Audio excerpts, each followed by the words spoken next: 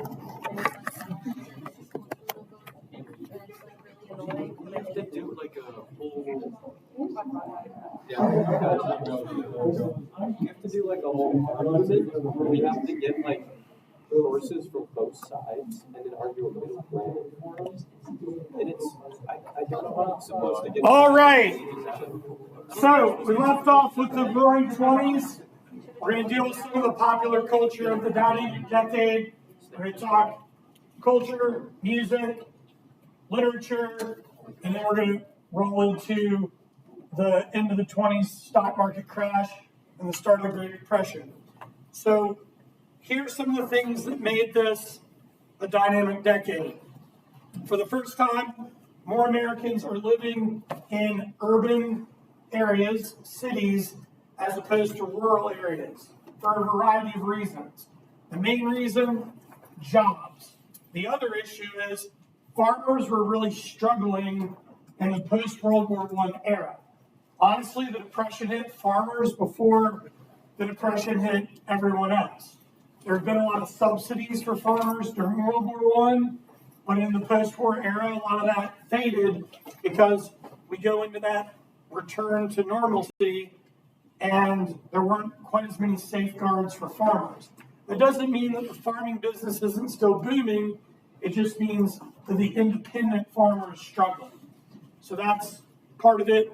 A lot of it, what really comes down to is job opportunities. Large numbers of African Americans are leaving the South to try to get away from Jim Crow in the Great Migration to urban centers. A lot of people in Appalachia are leaving to try to get job opportunities, and we start to see a lot of these cities grow as a result. The birth control movement, which we talked about during the suffragette era, the progressive era, takes off in the 20s. Very controversial, led by suffragette and child labor crusader Margaret Sanger.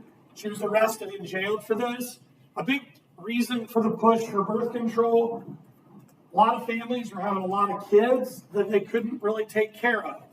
And this led to an increased level of poverty, and in some cases, these children were left destitute, and a lot of them wound up in the labor force, even though there had been laws and safeguards to stamp out child labor by this time period.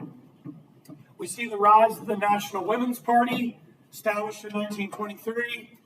They campaigned for the Equal Rights Amendment, but truly women don't truly have equal protection of rights by law until the Civil Rights Act of 1964, which we'll talk about when we get to the modern civil rights movement. Fundamentalists were losing ground in this era to the modernists. This is like a movement away from the hellfire and brimstone. Though we will see another third Great Awakening occur in the post-World War II era, which we'll talk about as we move forward. This young group of people living in the 20s were often referred to as the flaming youth.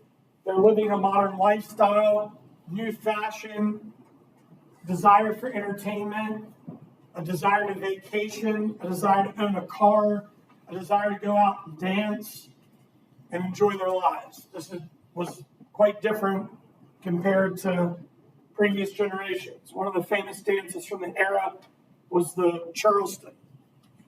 We often refer to this group of young nonconformists in the post-World War I era as the lost generation, which is kind of interesting because it runs this lineage. You have the lost generation.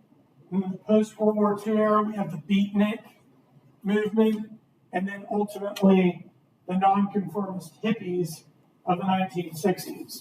So we're going to talk about that as we move into contemporary America. Where are my psych students at? Have you guys learned about Freud yet? This is when Freud comes on the scene. Very controversial perspective from Freud. Belief that sexual repression was responsibility of society's ills. You can imagine that doesn't go over well with the fundamentalists. The jazz era is on the rise. This is interwoven with the Harlem Renaissance, not just music, but also literature and songwriting. W.C. Handy, Jelly Roll Morton, Duke Ellington, who I introduced you to last class. Did you guys enjoy Duke Ellington? Pretty good. Louis Armstrong, Joseph King Oliver. Jazz is happening all over. Harlem. Have you all heard of the Cotton Club? This was like one of the main venues for jazz in New York. What other places does jazz grow? What other cities? Help me out. Chicago, very good. How about New Orleans? Right? So you can't hit a block in New Orleans without listening to some good jazz. This is also an era where Black pride really takes off in the Harlem Renaissance. One of the leaders of this movement is Langston Hughes. During the Harlem Renaissance, author of the Weary Blues. Marcus Garvey, who we've already learned was heavily impacted by W.B. Du Bois. He'll go on to lead the United Negro Improvement Association. Du Bois is still on the scene. He's still writing. He's still speaking. He's still pushing for equality in education and in society, especially after World War I. A little bit of local flair here. Maggie Walker. Anybody ever been to the Maggie Walker house in Jackson Ward, down in Richmond? Highly recommended. She'll go on to become the first African-American woman to run a bank in the U.S., the St. Luke Penny Savings Bank in Richmond. Another really famous, has anybody ever been to the Hippodrome in Richmond? Oh, it's awesome. It's been a while since I've been down there for an event, but that's the Jackson Ward area, one of the oldest free African-American communities in the pre-Civil War era, post-Civil War era, becomes sort of like Southern Harlem. That area is pretty amazing. This is also an era of advanced architecture thanks to steel. Architecture is going to advance dramatically. Two very famous architects from the era, Frank Lloyd Wright and Louis Sullivan. We start to see skyscraper races between Chicago and New York. New York is going to unveil, or at least debut, the Empire State Building in 1931. Anybody been to the top of the Empire State Building? Pretty cool, right? Did you go day or night? Yeah, isn't that awesome? Highly recommend going at night. It's like $20 or something. It's worth it. Right. That's cool. It's a good time. All right. The Art Deco movement.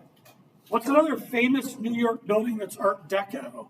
There's a lot of them, but another big famous one. Okay. Bigger. Chrysler. Yeah. There's also another really interesting style of architecture that it's a revival architecture style, and we have a really cool building in Richmond. Egyptian architecture style comes back during this era. If you guys ever get the opportunity to visit the Egyptian building in Richmond, highly recommend it. Has anybody ever seen it? It's down like VCU Hospital. Really cool. Worth checking out. Whoops. Skipped over Langston Hughes on the left here.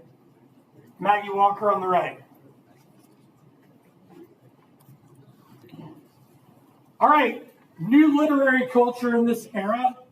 Remember, a lot of our previous literary giants of the early New Nation we talked about had ties to a lot of New England Protestant denominations and faith. We start to see things change because a lot of these authors in this era are going to be part of the lost generation and part of this movement of nonconformity. So we have H.L. Mencken, Siege of Baltimore, Bad Boy of Baltimore. He was the most famous American cynic of the era. He was a big contributor to both the Baltimore Sun and the American Mercury. F. Scott Fitzgerald, clearly we know this guy, right? This Side of Paradise, The Great Gatsby. Yes? Do I have any Gatsby fans? A couple? Okay, right on. This captures American society in the 20s, societal issues, the Jazz Age, all that sort of infused a mix of glamour and tragedy. Dorothy Parker, leading member of the Algonquian Round Table. This is a group of satirical writers in comics. Theodore Dreiser, I already introduced you to him. Remember, he was what style of writer to expose corruption? A muckraker, very good. He is going to write a very famous book, An American Tragedy. The premise is, not to have a spoiler here, there's this really wealthy guy and this lower social working class girl. They have an affair. She's pregnant. She goes missing. I'm not giving anything away. It's a very famous book. Hemingway. A lot of people like, love, or are indifferent about Hemingway. Hemingway is one of the leading voices of the lost generation. The Sun Also Rises, Farewell to Arms, For Whom the Bell Tolls, Quite the Tortured Soul, and without a doubt, a leading voice in the era. We'll talk more about Hemingway when we get into the start of World War II. Sherwood Anderson, author of Winesburg, Ohio. Sinclair Lewis, author of Main Street and Babbitt. Both of those authors try to capture small town life in the 20s, for good or for bad. Faulkner, one of the beloved Southern authors of this era, author of Soldier's Pay, The Sound and the Fury, As I Lay Dying. Has anyone ever read A Rose for Emily? Faulkner, one of Faulkner's shorts. Ooh, it's a good one. So check it out. Very creepy. All right. Poetry in the 20s was very innovative. Ezra Pound, Langston Hughes, T.S. Eliot. Also a lot of playwrights in the 20s that become very famous, like Eugene O'Neill and the play The Strange Interlude. So, questions about the literary movement. Top right there, we have F. Scott Fitzgerald. Bottom right, we have Ernest Hemingway. All right, the election in 1928. Coolidge decides not to run for re-election. Remember, Coolidge became president after the death of Harding, was wildly popular because the economy was elected to a second term because the economy was roaring. And remember, during that time, the Harding and Coolidge administrations, we see a lot of deregulation from the progressive era led by Roosevelt, Taft, and Wilson. And a lot of that deregulation is going to create problems after Hoover is elected. Hoover is our first president born west of the Mississippi. He was born in West Branch, Iowa. He runs on this campaign slogan of rugged individualism, like the pioneer spirit of America. He's also a brilliant economist, successful businessman, and a Stanford graduate. He was kind of like the slam dunk choice for the Republican Party to keep the laissez-faire economics rolling. Okay? Radio plays a big role here. The guy he is against, Alfred Smith of New York, governor of New York, anti-prohibition guy. They call him Alcohol Al. This is going to be a landslide victory for Hoover. But things are going to get real dicey pretty quickly because the market is going to turn and it's all going to land in Hoover's lap. So, because the stock market boomed, as I mentioned to you before, a lot of Americans put their life savings into the market. It's estimated somewhere between 1.5 to 2 million Americans had money in the stock market, which you're like, well, that's not a large number, but keep in mind that a lot of those people didn't buy those stocks outright. They bought those stocks on margin, meaning they put a little bit of money down, typically about 10%. Not only did they owe what was left on the loan for the stocks, they also owed interest. So stocks on margin are going to really disrupt the market. Where are my econ students at? All right, awesome. You all understand that markets are cyclical, right? They boom, they bust. Well, this market of the 20s had boomed and boomed and boomed and boomed and boomed. And what we're about to face is a bust, a major crash that will occur on October 29th, 1929, known better as Black Tuesday.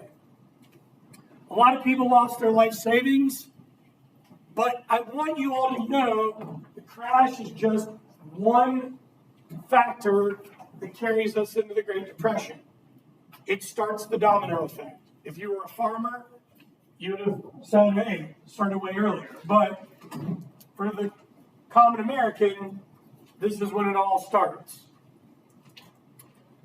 What people realize is that most of the stocks, not just the penny stocks, not just the little cheap ones, but even the blue chips, the ones with a lot of value, were worthless because they've been over-speculated.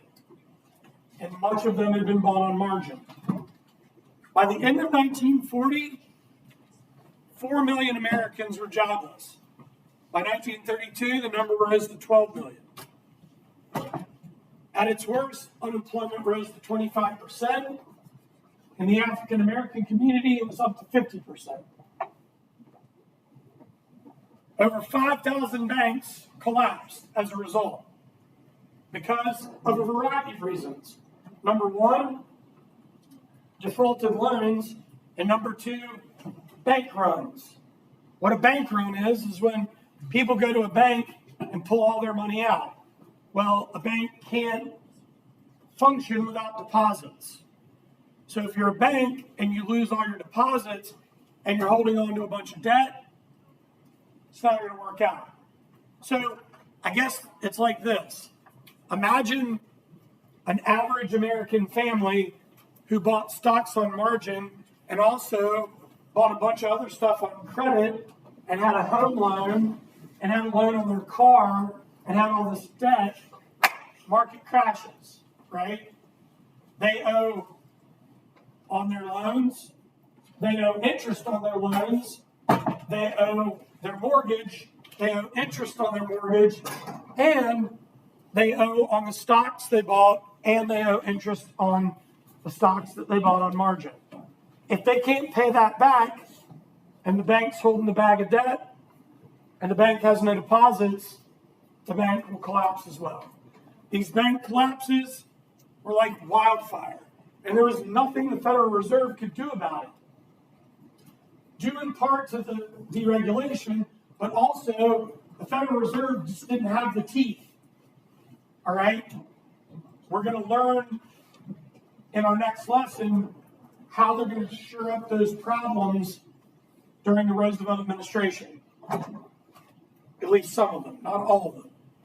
Red lines begin to form.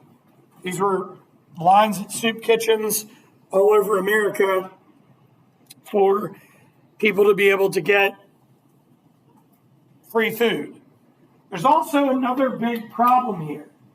One of the biggest problems and one of the most hidden factors of the Great Depression, and that is frozen credit. banks stopped lending.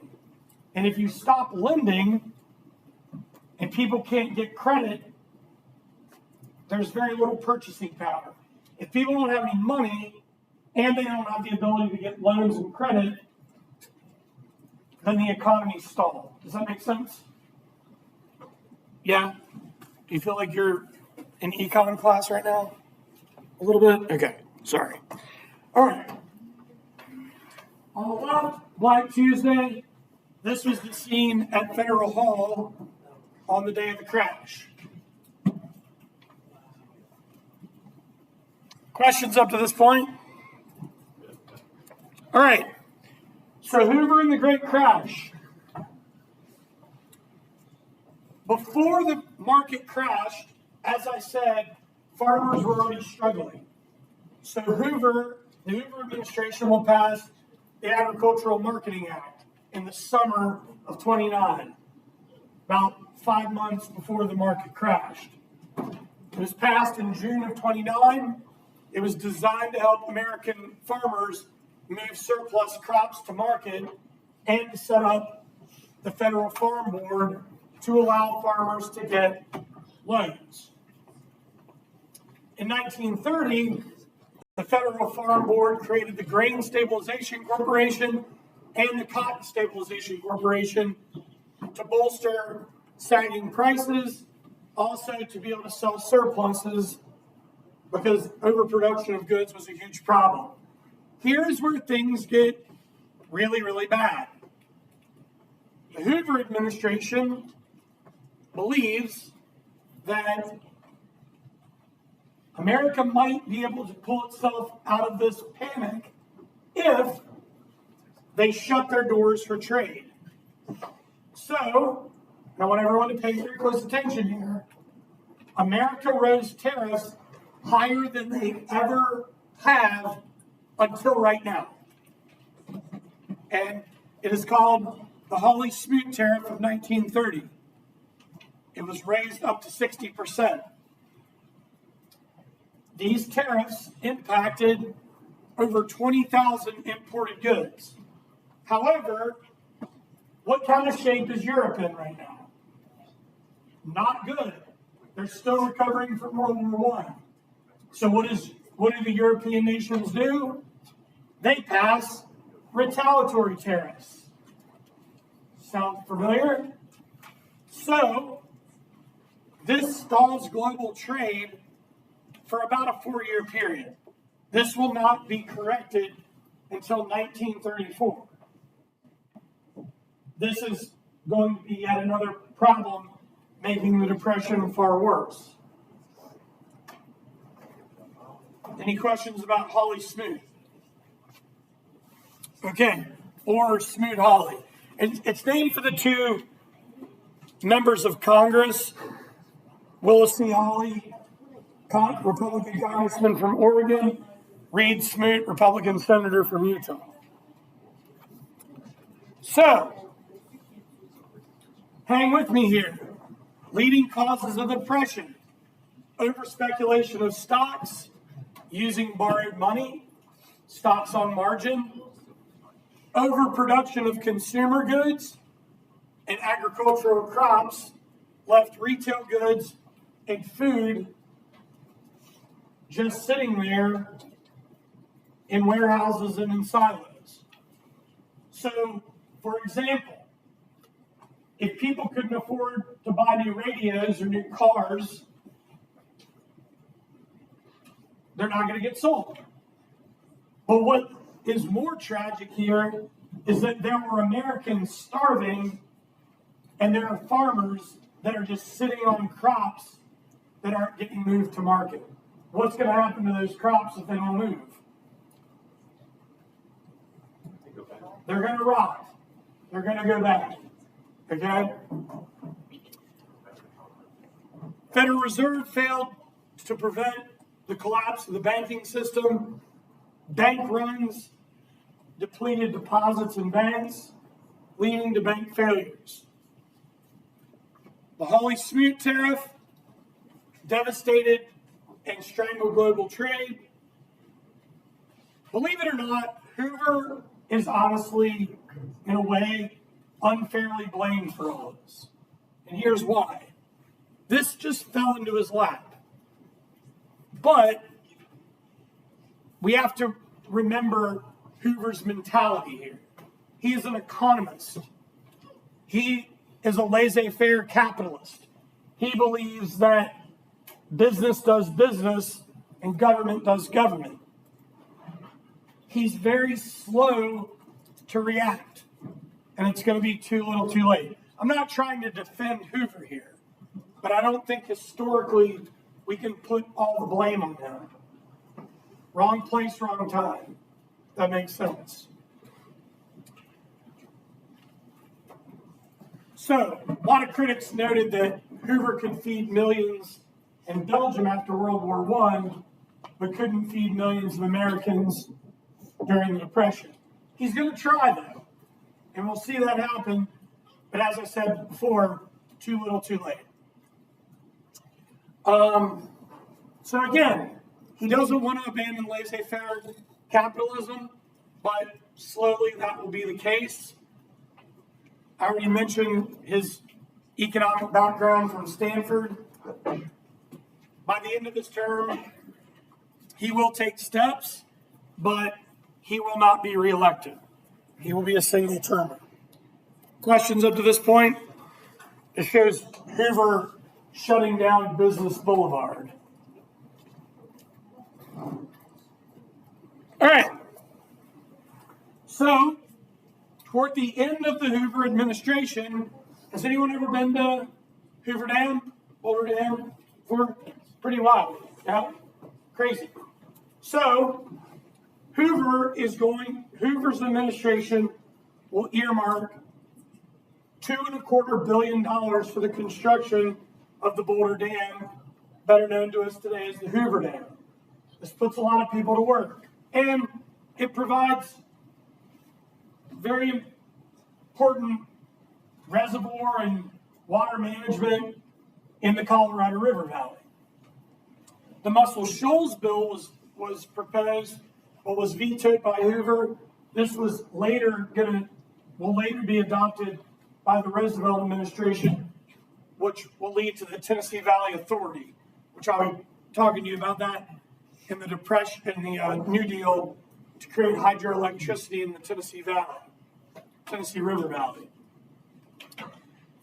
Early in 32, Congress is going to establish the Reconstruction Finance Corporation, which became a lending service through the government for businesses, farmers, and others in need.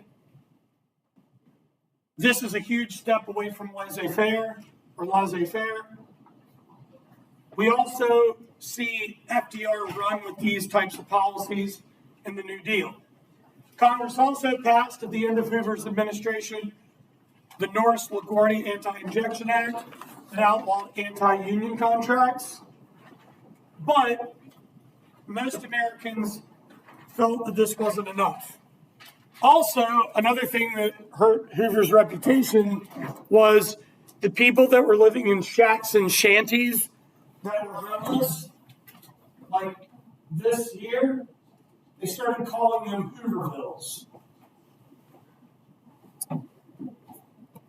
This is the nail in Hoover's political coffin, the bonus army. Check it out. Let me know if this sounds familiar. World War I ends. Numerous veterans are owed back pay and bonus pay, but the government can't afford to pay them. What rebellion does that sound like after the revolution? Shays. Excellent job. Well done.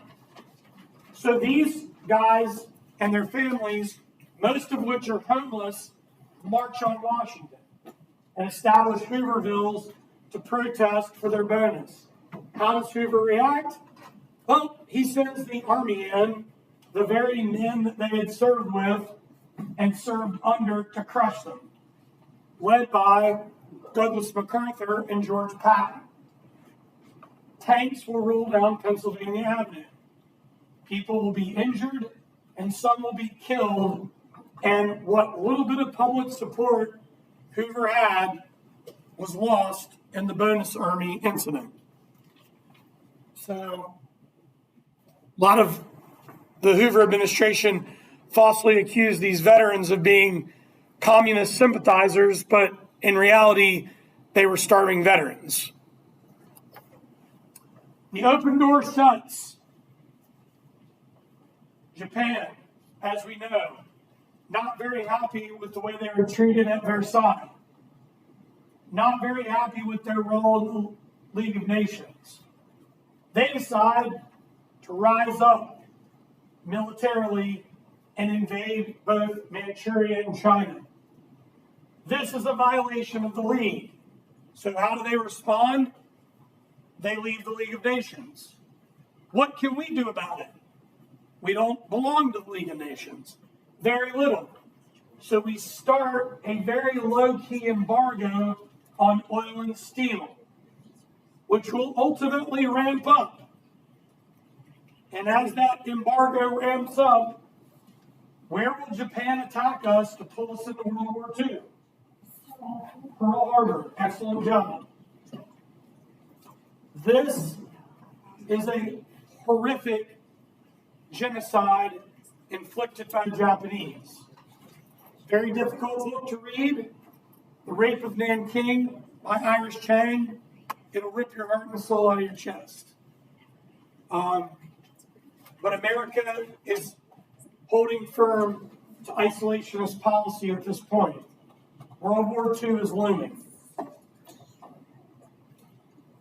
Questions? All right. The Dust Bowl. After a severe drought in the Great Plains, as well as horrible farming techniques for generations, topsoil farming, improper crop rotation, massive storms pick up dirt from the Midwest and blow it across the country. It was like reported that there were levels of dust 6 inches to a foot high in Washington, Philadelphia, and New York. These farmers, their land is worthless. They're destitute. They pack up with what they can, either move west to California or move east to urban centers where they can get jobs. Very famous American novel related to this, John Steinbeck's The Grapes of Wrath. Also, photographer Dorothea Lange. Have you all seen this photo before? Migrant Mother. It's captured by Dorothea Lange. The absolute best book, in my opinion, more recent book written on the topic. I mean, Grapes of Wrath is a classic, but the best history of the era related to the Okies and the Exodusters. The Worst Hard Time, the untold story of those who survived the Great American Dust Bowl by Timothy Egan. Highly recommended, won a number of awards. Check it out if you would like to learn more. Questions about the Dust Bowl? All right, this is where we pump the brakes today. The impact of the Great Depression. Unemployment at 25% and homelessness. Many people moved into Hoovervilles. Failed banks, frozen credit, and failed businesses. Collapse of the financial system and the Federal Reserve. Political unrest, the growing militancy of labor unions. There were numerous labor uprisings from 1930 to the start of World War II in the U.S., the bonus army, which we just discussed, the horrific natural disaster of the Dust Bowl, major farm foreclosures, and mass migration. This was a global disaster. Has anyone ever heard the song, Brother, Can You Spare a Dime? No? Would you guys like to hear it? Yes. Well, check it out. So, top left, you can see a local chamber of commerce there. Jobless men keep going.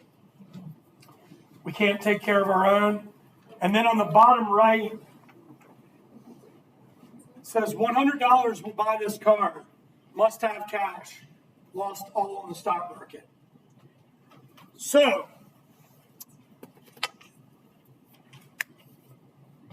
that's all I've got for today.